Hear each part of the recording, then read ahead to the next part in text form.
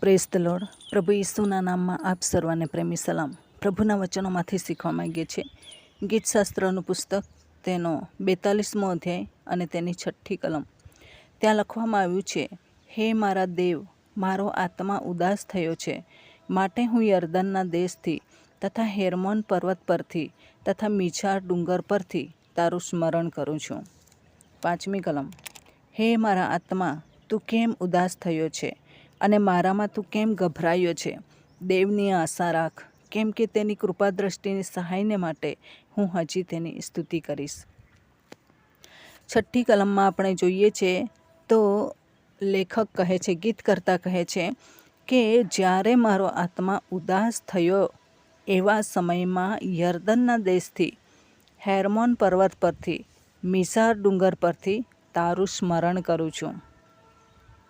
અહીંયા દાઉદ ભક્ત જણાવવા માગે છે કે જ્યારે મારો આત્મા ઉદાસ થાય એવી જગ્યા પર જઈને હું તારું સ્મરણ કરીશ.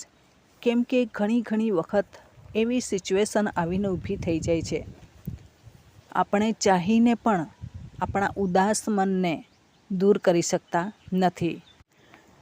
તેથી ઘણા બધા કર્મચારીઓ હારેલા, થાકેલા, કામથી કંટાળેલા, અનેક પ્રશ્નોમાં પોતાનું જીવન એવી રીતના ચક્કરડામાં એ થાય છે.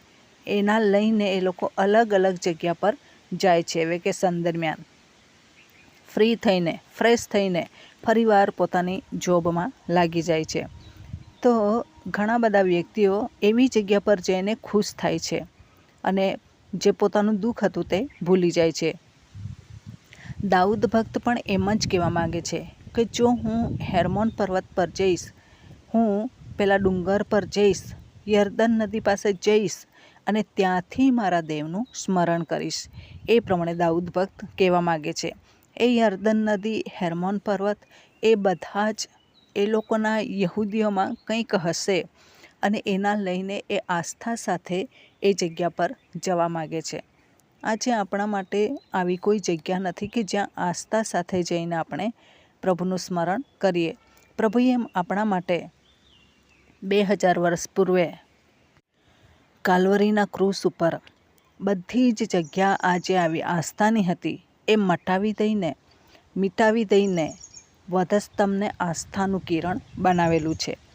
કોઈ પણ સમયે, કોઈ પણ સ્થિતિમાં અને કેવા પણ સંજોગો આવીને ઊભા રહી જાય, આપણે જ્યારે એ ક્રૂસને નિહાળીએ છીએ, એવી જગ્યા ક્રૂસ છે જે ક્રૂસને નિહાળવાથી પ્રભુ ઈસુએ આપણા માટે ક્રૂસ પર જે બલિદાન આપ્યું એને જોવાથી અને એનું સ્મરણ કરવાથી પ્રભુ આપણા માટે છુટકારો લઈને આવે છે.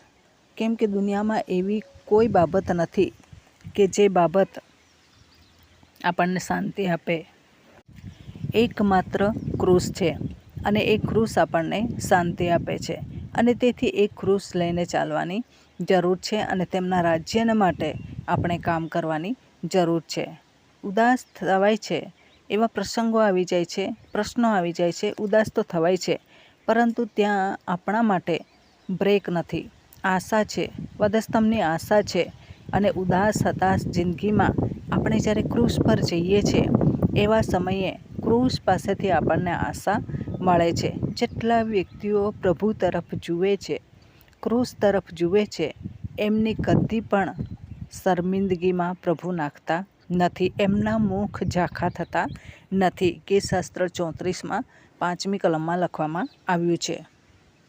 પરંતુ દુઃખની વાત એ છે, ઘણા બધા ખ્રિસ્તી લોકોને આ માર્ગ ખબર હોવા છતાં પણ દાઉદ ભક્તની જેમ પ્રભુની પાસે આવતા નથી અને દુનિયાના વાનાઓમાં જ ખોવાયેલા હોય છે. આ દિવસોમાં આપણે વિચાર કરીએ કે પ્રભુના રાજ્યને માટે આપણે અમુક બાબતો, જે મુસીબતો આવીને ઊભી રહી છે, એ મુસીબતોમાં પ્રભુની આગળ ટક્કર લેવા કરતાં પ્રભુની આગળ ઝૂકી જઈએ. પ્રભુના જે નીતિ નિયમો છે, પ્રભુનો જે માર્ગ છે, એ માર્ગને જ્યારે આપણે પસંદ કરીએ છીએ એવા સમયમાં પ્રભુ આપણને મદદ કરે છે. તેથી આપણે શું કરવાનું છે કે તેમના રાજ્યને માટે કામ કરતાં આગળ અને આગળ વધવાનું છે. દુનિયા જે રીતે જુએ છે પ્રશ્નોને, તે રીતના આપણે નહીં જોઈએ. કેમ કે હરેક પ્રશ્નોના સમાધાનમાં પ્રભુ રહેલા છે. પ્રભુમાં હરેક પ્રશ્નોનું સમાધાન છે, નિરાકરણ છે. તેથી આજે કદાચ કોઈક આશાભંગિત છે, એ તમામને આશા આપવાને માટે પ્રભુનું વચન મોજૂદ છે. એ વચનમાં લઈને આપણે આગળ વધીએ અને તેમના રાજ્યના માટે આગળ અને આગળ વધીએ. તો આ વચન પ્રમાણે જીવન જીવવા પ્રભુ આપણને સહાય કરે, વચનને પ્રભુ આશીર્વાદિત કરે. જ્યારે ઉદાસ થઈએ ત્યારે પ્રભુને નિહાળીએ અને એ ઉદાસીનતામાંથી આપણે બહાર નીકળીએ. તો આ વચન પ્રમાણે જીવન જીવવા પ્રભુ સહાય કરે. વચનનો આશીર્વાદ પ્રભુ આપણને સર્વને પૂરો પાડે. આમેન. પ્રાર્થના કરીએ. પ્રેમાળ પરમેશ્વર પિતા, અમે તમારો આભાર માનીએ છીએ, તમારી સ્તુતિ કરીએ છીએ. રાજાઓના રાજા, પ્રભુઓના પ્રભુ તમે છો, દયાના સાગર તમે છો, કરુણામય ઈશ્વર પિતા તમે છો, માર્ગ સત્ય જીવન તમે છો.